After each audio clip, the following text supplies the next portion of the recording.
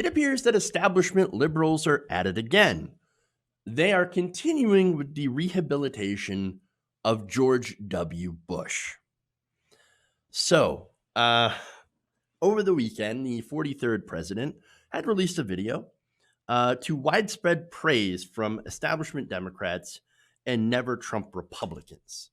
So I'm not going to show you this video, but it's basically George W. Bush talking about how, oh, we all need to come together because we're Americans and, all that stuff, right? All that basically nonsensical stuff that we're talking about. Okay.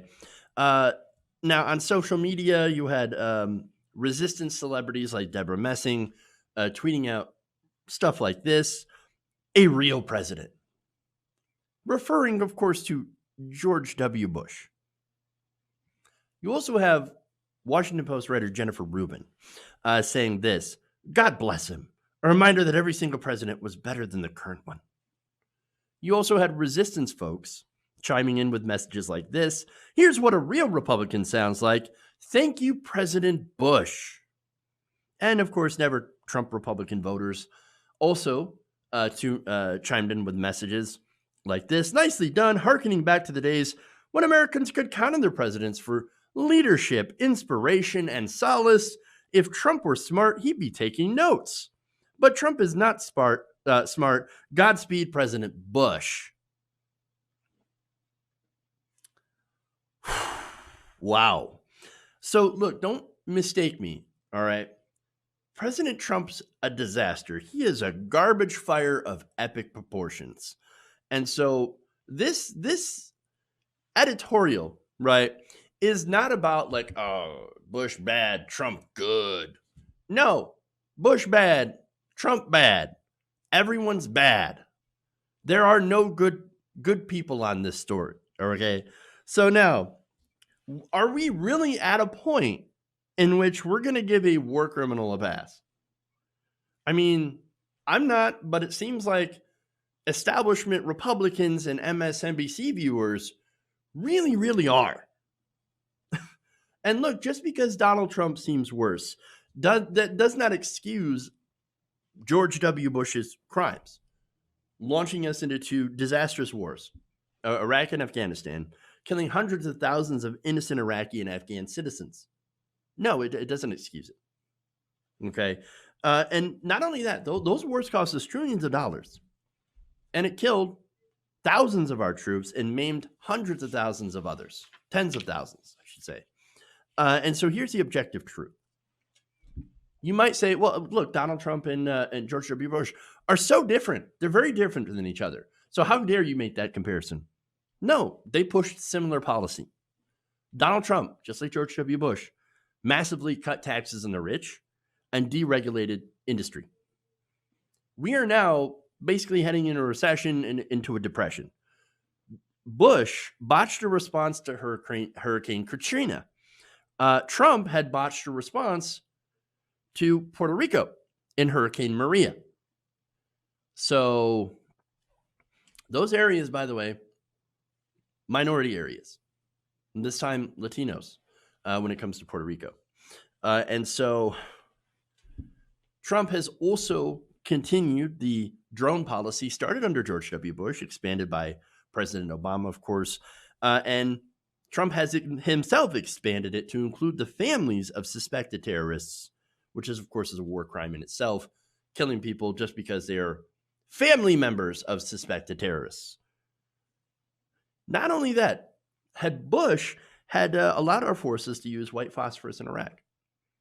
Not only that, but now, under Donald Trump, we're also using white phosphorus in civilian areas in Iraq and Syria.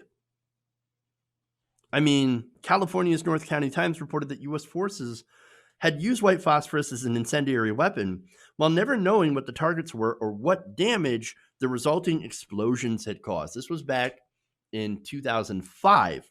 This was written. To those of you unfamiliar of what white phosphorus is or what it can do, it is incredibly deadly. When dropped in an area, it's an incendiary that literally melts your flesh. Even light burns from being exposed to white phosphorus can kill you. There are now allegations that the Trump administration has used it again in Iraq and Syria. Those weapons are banned for use in civilian areas because of how indiscriminately it kills. Bush and Trump are also both pro-torture. You had, of course, some of the black sites in Iraq. Gina Haspel, who is a Trump administration, who works in the Trump administration, I should say, ran a black site. So, yeah, the only difference is Bush is nicer on the outside. Bush doesn't tweet. He doesn't pop off at the mouth like Donald Trump does. He is a more civil monster, but a monster nonetheless. How is it that people think, oh, no, let's rehabilitate the guy because he's not as bad as Donald Trump? Well, the facts are very, very clear that they are basically the same when it comes to policy positions. But then you just got to look at Ellen DeGeneres. Oh, he's such a nice guy, that George W. Bush. I'll sit next to him, of course. Michelle Obama. Well, she gave me a mint.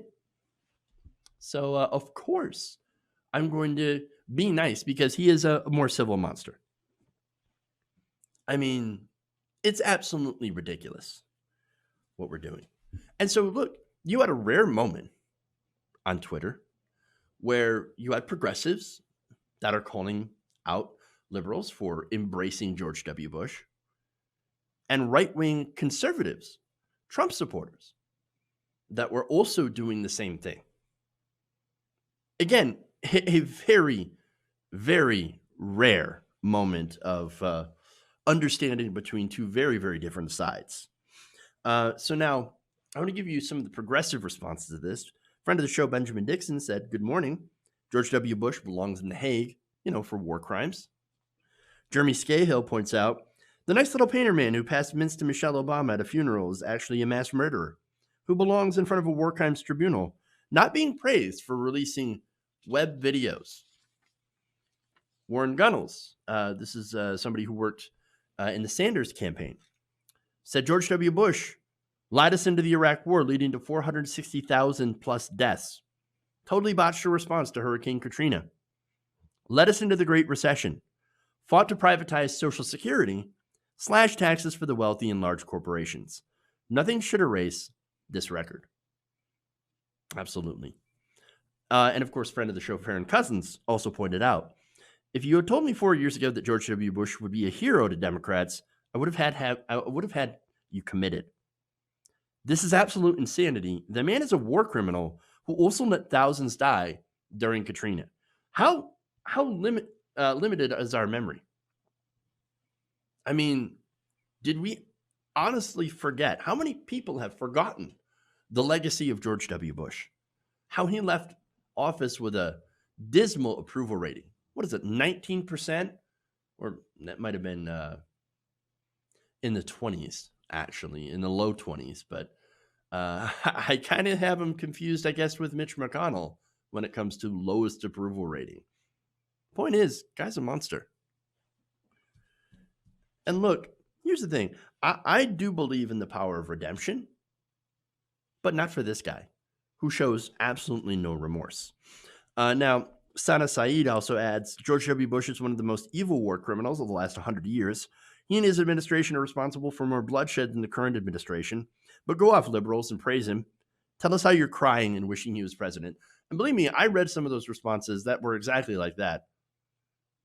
Oh, I'm crying right now. It's such a beautiful, beautiful moment from George W. Bush. That's what a real president looks like. Sick. But we've seen this before. We've seen this with John McCain. I refuse to rehabilitate any war criminal, right or left. Now, in 2018, Andy Worthington, who's an investigative journalist and author of the Guantanamo Files, Gitmo, of course, started under George W. Bush, or at least used to house terrorists under George W. Bush. some people who had actually never even committed crimes. He said this. He criticized the bizarre propensity on the part of those in the center and on the left of U.S. political life to seek and rehabilitate the previous Republican president, George W. Bush. Again, as I mentioned, I do believe in the power of redemption, but not once did George W. Bush have to answer for the amount of death and destruction that he had caused in many parts of the world. He gets to retire to his nice little ranch in Texas in the comfort and security of people around him, while those whose lives he destroyed unrepentantly continue to suffer. I will never aid in the rehabilitation of a war criminal from either party, and then I will never cover up for someone because he might not be as bad as the next guy or as the next guy. Maybe not the next guy either. You see where this road leads. That's not how this is supposed to work. We're supposed to hold people accountable. It doesn't matter what party they're in. Unfortunately, partisans from both sides, establishment Republicans and Democrats, have apparently forgotten this or had never believed it at all when they criticized George W. Bush for the war crimes that he did in both Iraq and Afghanistan, when they joined with progressives and some on the anti-war right to call them out. Now they have completely forgotten this. I don't know if it's a result of Donald Trump actually not being worse on foreign policy. Yes, he murdered Soleimani with a drone strike and risked us going into war with Iran, and his administration is gunning for a war, another war in the Middle East. I will never cover those, I will never cover up for those for any administration that seeks to put us on a war footing. But understand that right now, even with COVID-19 factored in, George W. Bush has a lot more blood on his hands than the current administration. And that, hopefully that doesn't change. But as of right now, seeing establishment liberals praise this man is just absolutely sickening. Hey guys, hopefully you enjoyed that free video. Now I'm going to have to ask you a favor. Between the demonetization and the YouTube algorithm messing around with view counts, etc., we're having a hard time adjusting to the new YouTube reality, which is where you guys come in. See, we have a Patreon, patreon.com/TYTNation, set up to help us rely on you guys, the viewers, instead of big corporate ads. Look, you know the show. You know how I'm not in favor of big corporations anyway. So help us transition away from relying on the ad model to pay the bills and sign up to be a patron, patreon.com/TYTNation. That goes a long way to help us keep the lights on. And you guys will know that you're supporting independent progressive media.